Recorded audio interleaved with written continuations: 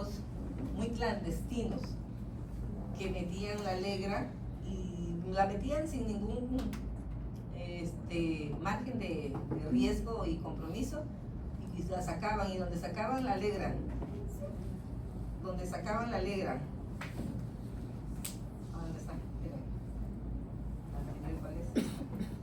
Donde sacaban la legra a nivel de este fondo, perforaban, llegaba a cavidad abdominal, y cuando la sacaban, ¿qué traían? Endometrio, ¿Qué traían? ¿Qué traían? Intestino o epiplón. ¿Okay? Esas eran las cosas terribles que antes se veían. Ya hoy tomaron mucha conciencia, mucha ética. Ya no hay prácticamente esas clínicas, ¿cómo les llamaban? Espantasigüeñas, ¿no? Las clínicas espantasigüeñas, había muchas aquí, yo creo que todas se dedicaban a eso, sobre todo por parte de los dueños. Bueno, el caso es que sucede entonces que esa perforación en el fondo uterino corresponde a ese tipo de maniobras mal calificadas. Esta otra es cuando esa legra raspa demasiado en estas paredes, raspa mucho. Recuerden que son legras cortantes, se traen toda la capa basal. ¿La qué? La capa basal. Destruyen la capa basal dejando abierto prácticamente el miometrio. Entonces ese miometrio llega a pegarse en una pared, esta pared se pega con la otra, se adosan o forman este tipo de tejido fibroso, filamentoso, haciendo un síndrome de Asherman, que pues obviamente ese síndrome de Asherman no le va a dar lugar o posibilidad a una nueva gestación, no va a haber implantación. Entonces puede haber hemorragia, desgarros cervicales, perforación uterina, hematometra, infección de tracto genital, síndrome de Asherman, mortalidad y pues obviamente lo peor de todo, la repercusión psicológica. Muchas de las veces, no como la de ahora que llegan a abortar, anteriormente pues sí se quedaban con ese evento psicológico muy perturbante para la pobre mujer y no se le daba ayuda. Hoy en día toda la que aborta sí puede tener, sobre todo el mecanismo de la decisión o de la acción. La perdió involuntariamente, se le da ayuda psicológica, llega la psicóloga y habla con ellas. Ahora las otras médicas esas no, la verdad son pacientes, son personas que están perdidas de sus facultades, diríamos así, como para intentar la pérdida de un hijo. Bueno, pero de todo se ve y desafortunadamente ustedes muy jóvenes están en esta era, en esta época, y pues yo creo que no menos de uno, no menos de dos van a tener ese apego. Tengan cuidado. Bueno, continuamos. En la prevención de la inmunización, porque fue una RH negativa, entonces vamos a ver que el RH negativo pues no tuvo problemas con esos datos de inmunización. Por esa razón deben de recibir esta profilaxis de esta complicación por ser RH negativo, y lo vamos a hacer con una inmunoglobulina anti-D, 300 microgramos, y la vamos a aplicar vía intramuscular. Puede ser en el momento ya del aborto o hasta 72 horas de posaborto. Es un margen que nos dan para que esta anti-D llegue a trabajar para tratar de evitar la inmunización.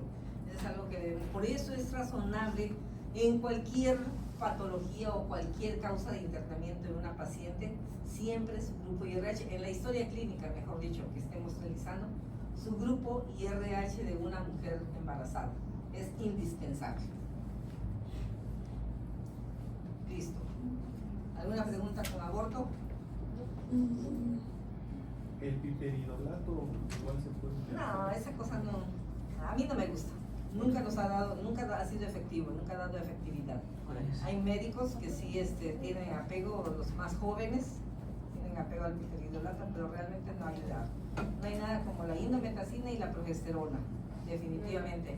E inclusive recuerden que para la incompetencia cervical indicamos mucha progesterona, y esa progesterona bien usada con la paciente en reposo por todo el tiempo de su gestación puede lograr un embarazo de término. ¿Okay? Pero el piperidolato, esa cosa, el piperidolato no nos ayuda. Okay. Entonces pasamos a otra causa de hemorragia, la enfermedad trofoblástica gestacional. Esa enfermedad trofoblástica gestacional prácticamente es algo, como decíamos, no se puede predecir, evitar o hacer profilaxis. Con el aborto sí, porque ustedes van a determinar con su historia clínica en su primera asistencia, consulta de asistencia prenatal, qué factores de riesgo tiene para tratar de evitar la pérdida de esa gestación. Pero en este caso no. Aquí aparentemente hicieron una muy buena historia clínica en el primer momento que hicieron la primera consulta, que si es a las 9 semanas, como decimos siempre, que llegan a los 2 meses de instalado ya el embarazo, si es a las 9 semanas, bueno, pues con el primer ultrasonido vamos a tener el indicio de ese diagnóstico. De lo contrario, se pasa un poquito, pero no debe ser. Ya ahí dentro de los ultrasonografistas ya se están capacitando. Nos da gusto esa reacción de evolución que tiene la gente que se dedica a la atención de la salud, porque en este caso dejan de ser aquellos que compraban el aparato de segunda, de la mala calidad, de la peor calidad, nada más que porque estaba como suficiente para lo que tenían en bolsa, lo compraban, pero no hacían nada, no ayudaban, pues, no ayudaban.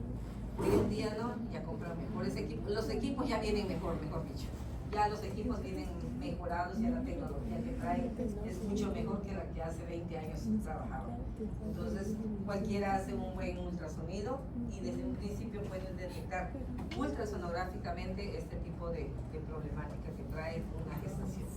Y ahí tenemos la enfermedad trofoblástica, es así un grupo de trastornos que se caracterizan por crecimiento y desarrollo anormal del trofoblasto. Ese es el que se enferma, el trofoblasto es el causante, él es el responsable de esta complicación.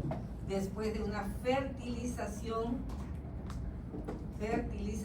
anormal, suelen ser de buen pronóstico porque no evolucionan a mayor complicación. La mayor complicación es la neoplasia maligna, que conocemos como coriocarcinoma. Esa es la mayor evolución, y sí puede darse ahí sí por un mal manejo del médico, sí puede ser porque no le cortaron, dijéramos, las alas a esa enfermedad, no le cacharon o no le captaron el momento en que podía ser maligno, pues obviamente está haciendo de las suyas. Ahorita vamos a ver cómo. Por eso dice que suelen ser de buen pronóstico siempre y cuando sea bien atendida la evolución después de que ya se diagnosticó y que se hizo el tratamiento. Allí está el buen pronóstico. De lo contrario, puede perder la vida, claro que sí se puede perder la vida, pero por un maltrato, ¿no? Un mal tratamiento. El comportamiento agresivo es por la capacidad de invasión y persistencia que tiene el tejido. O sea que si no actuamos a tiempo, la invasión y la persistencia de ese tejido trofoblástico dentro de la cavidad uterina puede hacer un daño inminente. En este grupo de trastornos se incluye la mola piriforme, la neoplasia trofoblástica gestacional, y en este caso tenemos estos dos malignos que son así como muy agresivos, el coriocarcinoma, que es más frecuente que el tumor trofoblástico del lecho placentario, o sea, en el sitio donde estuvo la placenta implantada, la placenta de esa mola, ahí puede venir o sobrevenir el riesgo de malignidad. Y el tumor trofoblástico epiteloide. Esas son las tres formas clínicas tumorales muy malignas en relación con la enfermedad trofoblástica gestacional, pero que es de un mal tratamiento, un mal seguimiento que puede darse. ¿Por qué? ¿Por qué? ¿Por qué? ¿Por qué? ¿Por qué? ¿Por un mal tratamiento? ¿Por un mal seguimiento? ¿Qué tipo de complicación puede dar? Aborto. Por capacidad de invasión y persistencia que no le quitaron a este tejido. O sea, es una mola común y corriente, pero si nosotros no la tratamos bien, este se pasó de la raya y empezó a invadir, persistiendo pues con su tejido trofoblástico en ese sitio, en ese tejido uterino, y llega a ser maligno por esa razón nada más, comportándose como cualquiera de estas tres entidades. Esas son las tres dentro de la neoplasia maligna.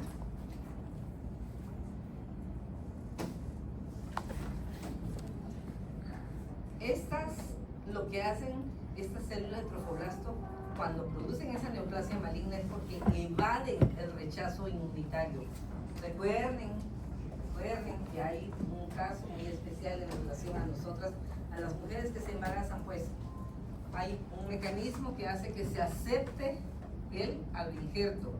En esta mujer no se dio. ¿Por qué? Porque ya venía dirigido la naturaleza de ese tejido para hacer daño y para convertirse en lo que va a hacer. No va a ser no porque por alguna razón no fue un embarazo normal y no tuvo a su hija esta mujer, no. Es porque sus células del trofoblasto que ella formó van en el rechazo inmunitario. Entonces siguen adelante por embolización continua de las células trofoblásticas del espacio intervelloso endometrial hacia el venoso materno.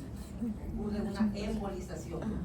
Y aquí decimos siempre, esto desafortunadamente desde aquí sabemos por qué cuando se habla de una neoplasia maligna por el trofoblasto, por qué lo primero que se afecta es el pulmón.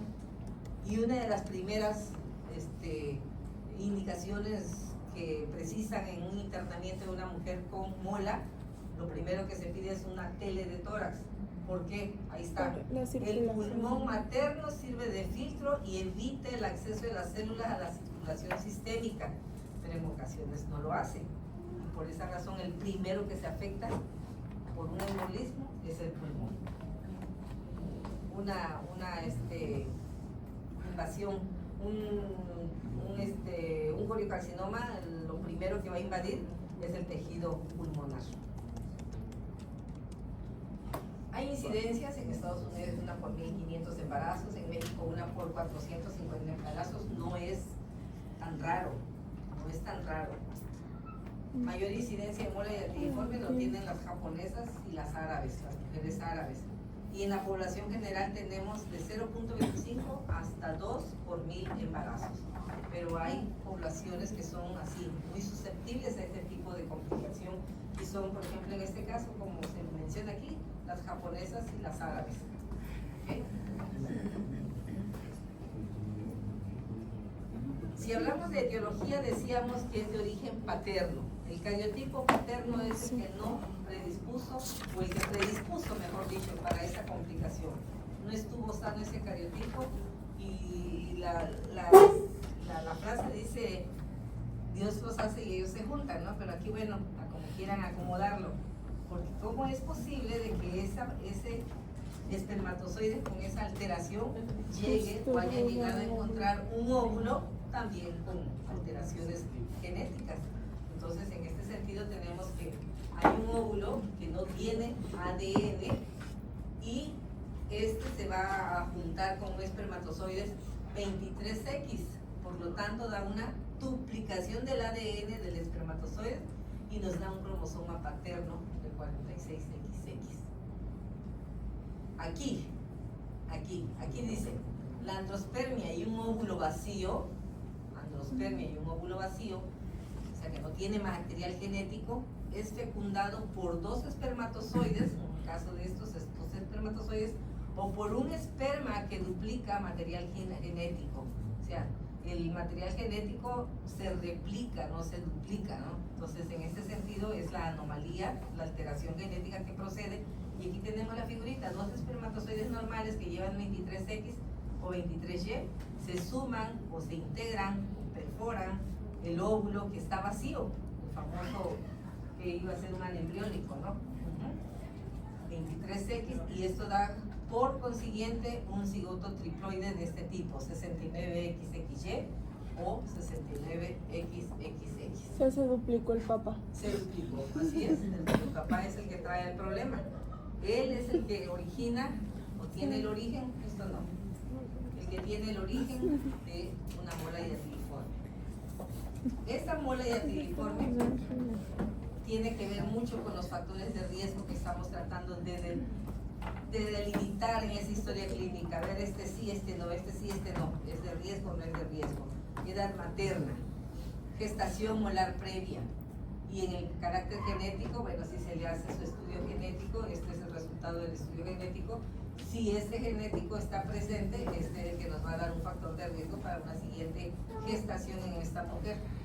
En la segunda gestación, el porcentaje de presentarse es de 1 a 2%. En una tercera gestación ya nosotros lo hemos tenido. mujeres con 3 muelas consecutivas, de 15 a 25% de posibilidades de que se haga nuevamente. Pues ¿por qué? Porque el varón es el que viene dañado. Sigue con su misma pareja esta mujer y pues el problema continúa. La repetición de embarazo molar incrementa el riesgo de neoplasia gestacional. La cantidad de proliferación trofoblástica se incrementa también y los valores de la gonadotropina coriónica pueden ser más altísimos. Cuando mucho llega de 70 hasta 100 exagerado en un embarazo normal. En un embarazo molar se va al doble, al triple. Hemos tenido pacientes con 1 millón de gonadotropina coriónica. 1 millón. Se forman por esta razón, por el valor de las gonadotropinas coriónicas, quistes tecaluteínicos que son mayores hasta de 8 centímetros. Esos quistes tecaluteínicos son prácticamente en el ovario. Hay una expresión mayor por la cantidad de progesterona, empiezan a crecer, a reproducirse cualquier quiste que haya en el ovario, lo estimula a tal grado que lo hace crecer tanto. El problema es cuando llega a ser de 8 centímetros. Cuando es de 8 centímetros, en otro embarazo que no sea molar, se debe dar terapia quirúrgica en relación a la extirpación de ese quiste. No es precisamente un quiste tecaluteínico. ¿Cómo le llamamos a un embarazo normal? Eso lo vimos. ¿Cómo se llama el quiste en un embarazo normal? Quiste del cuerpo lúteo. Quiste del cuerpo lúteo. Cuando un quiste del cuerpo lúteo, aquel que estaba alimentando al embarazo antes de que terminara de formarse la placenta, él está alimentando, pero de repente crecen demasiado por hiperestimulación y cuando llegan a 8 centímetros hay el riesgo de ¿qué? ¿De qué? ¿Qué pasa, Gael, con este quiste de 8 centímetros? Se puede torcer y si se tuerce pues nos va a obligar también a una cirugía de urgencia, ¿no? Pero en el quiste tecaluteínico, aquí nos da la posibilidad, como no va a haber otro tipo de, pues solamente que se tuerza, es que hay el peligro. De lo contrario lo podemos dejar, pero como estamos a punto de terminar el tratamiento de esta muela, ese quiste tecaluteínico llega a ser reversible, decimos, ¿no? Llega a desaparecer, llega a reabsorberse y desaparecer en sus dimensiones y ya no hay necesidad de operarlos. Pero sí puede darse salud de que un quiste tecaluteínico por exceso de diámetro llegue la salud a torcerse y al torcerse pues va a quirófano, de modo. Pero la mayoría de ellos no tienen esa tendencia de torsión. El tamaño uterino, aquí como factor de riesgo también lo tenemos que ver y delimitar en el momento que estamos haciendo nuestra historia clínica.